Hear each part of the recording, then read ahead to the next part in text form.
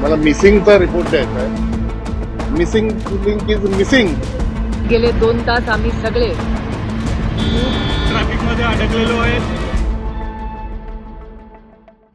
कालच मुंबई पुणे मिसिंग लिंकचं उद्घाटन झालं. त्यावरून नेत्यांची श्रेयवादाची भांडणं सुरू झाली. आम्ही केलं म्हणत ऊर बडवत नेते पुढे येऊ लागले, एकमेकांना टोलेबाजी करू लागले. पण सर्वसामान्यांना याचा काय फायदा? सर्वसामान्य कालही वाहतूक कोंडीत अडकले होते, आजही वाहतूक कोंडीत अडकले आहेत. त्यामुळे मुंबई पुणे महामार्गावरची ही दैना कायम आहे. आज त्याचा पार्ट 2 बघायला मिळालाय. कारण काल मिसिंग लिंक सुरू होऊनही आज या मार्गावर तुफान ट्रॅफिक आहे. त्यामुळे आता लोकांनी निघताना जेवण, पाणी आणि एखादी चादर उशी घेऊन निघावं की काय असा प्रश्न पडलाय. आता तुम्ही म्हणाल आम्ही असं का म्हणतोय, पण मंडळी, या घाटात एखादं ट्रॅफिक लागलं की पुढचे किमान 4-5 तास आणि कमाल 38 तास इथे अडकून पडावं लागलंय. यातून विरोधी पक्षाचे नेतेही सुटले नाहीयेत हो. कारण कालच सुप्रिया सुळेंनी व्हिडिओ पोस्ट केला, तर आज अभिजित पानसे यांनी. चला तर पाहूयात मुंबई पुणे दैना पार्ट 2. नमस्कार, मी मृणाली पिळणकर. मुंबई पुणे एक्सप्रेस वेवरील वाहतूक कोंडीचा प्रश्न सोडवण्यासाठी अत्यंत महत्त्वाकांक्षी असा मिसिंग लिंक प्रकल्प हाती घेण्यात आला. मात्र प्रत्यक्ष अंमलबजावणीच्या काळात आणि चाचणीच्या टप्प्यात या प्रकल्पानं प्रवाशांच्या संयमाची मोठी परीक्षा घेतल्याचं चित्र समोर येतंय. नुकताच मराठी चित्रपटसृष्टीतील प्रसिद्ध दिग्दर्शक आणि मनसे नेते अभिजित पानसे यांना या मार्गावर भीषण वाहतूक कोंडीचा अनुभव आलाय.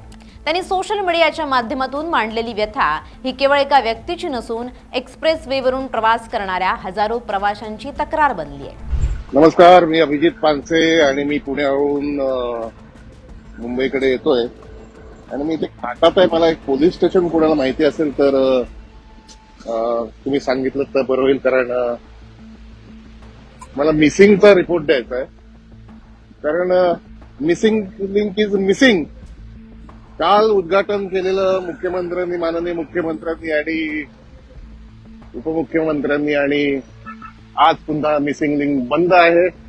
पुन्हा घाटात नेहमीप्रमाणे छान ट्रॅफिक आहे. 1-2 गाड्या बंद पडलेल्या मध्ये दिसत आहेत.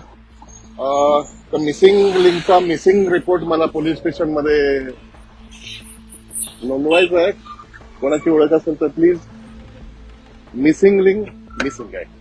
मुंबई आणि पुणे या 2 प्रमुख शहरांमधील प्रवासाचं अंतर कमी व्हावं आणि लोणावळ्यातील बोरघाटातील तीव्र वळण आणि चढ उतार टाळता यावेत या उद्देशानं मिसिंग लिंक या मार्गाची निर्मिती करण्यात आली आहे. तांत्रिकदृष्ट्या हा मार्ग अभियांत्रिकीचा चमत्कार मानला जात असला तरी सध्याच्या स्थितीत हा कनेक्टिंग लिंकचा पर्याय सुद्धा वाहतूक कोंडीचा नवा अडथळा ठरतो की काय अशी भीती व्यक्त केली जाते.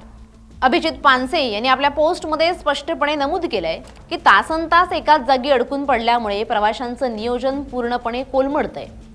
या कोंडीची व्याप्ती इतकी मोठी आहे की खालापूर टोल नाक्यापासून ते थेट लोणावळ्यापर्यंत वाहनांच्या लांबच लांब रांगा पाहायला मिळत आहेत. विशेषतः शनिवार आणि रविवार अशा सुट्ट्यांच्या दिवसात पर्यटकांच्या ओघामुळे ही परिस्थिती अधिक गंभीर होत असते. उन्हाळी सुट्ट्या सुरू झाल्यामुळे कोकण आणि लोणावळ्याकडे जाणाऱ्या पर्यटकांची संख्या वाढली आहे. त्यातच घाटात अवजड वाहनं बिघडण्याचं प्रमाण वाढल्यानं इतर वाहनांचा वेग मंदावलाय. नवीन मिसिंग लिंकमुळे प्रवास सुखकर होईल अशी अपेक्षा होती, परंतु प्रवेश आणि बाहेर पडण्याच्या ठिकाणी नियोजनाचा अभाव असल्यानं तिथेही गाड्यांच्या रांगा लागतायत. प्रशासनाच्या दाव्यानुसार मिसिंग लिंक पूर्णपणे कार्यान्वित झाल्यानंतर प्रवासाचा वेळ किमान 20 ते 30 मिनिटांनी कमी होईल. मात्र सद्यस्थितीत सुरू असलेल्या कामांमुळे आणि वळणांच्या बदलामुळे चालकांमध्ये संभ्रमावस्था निर्माण होते. अनेकदा चुकीच्या लेनमध्ये वाहनं चालवल्यामुळे किंवा ओव्हरटेकिंगच्या नादात अपघात घडल्यामुळेही तातडीनं वाहतूक बंद करावी लागते. अभिजित पानसे यांनी या परिस्थितीवर भाष्य करताना म्हटलंय की कोट्यवधी रुपये खर्च करूनही जर सर्वसामान्य जनतेला तासनतास रस्त्यावरच घालवावे लागणार असतील तर या विकासाचा उपयोग काय? केवळ रस्ते बांधून प्रश्न सुटणार नाहीत, तर त्यावर प्रभावी वाहतूक नियंत्रण यंत्रणा असणं आवश्यक आहे. सध्या महामार्ग पोलीस आणि MMRDCचे कर्मचारी परिस्थिती नियंत्रणात आणण्यासाठी प्रयत्न करत असले तरी वाहनांची संख्या रस्त्याच्या क्षमतेपेक्षा कितीतरी पटीनं वाढली आहे.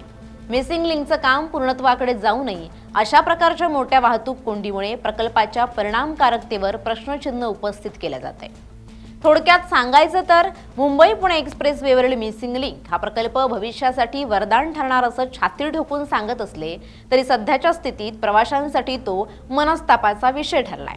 अभिजित पानसे यांच्यासारख्या सेलिब्रिटींनी हा मुद्दा लावून धरल्यामुळे प्रशासनावर आता लवकरात लवकर तोडगा काढण्यासाठी दबाव निर्माण झालाय.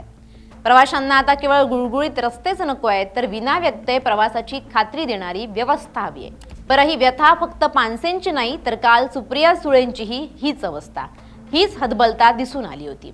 महाराष्ट्र दिनानिमित्त पुण्यातील झेंडावंदन कार्यक्रमासाठी जात असताना सुप्रिया सुळे खंडाळा घाटात तब्बल 2 ते 3 तास अडकून पडल्या.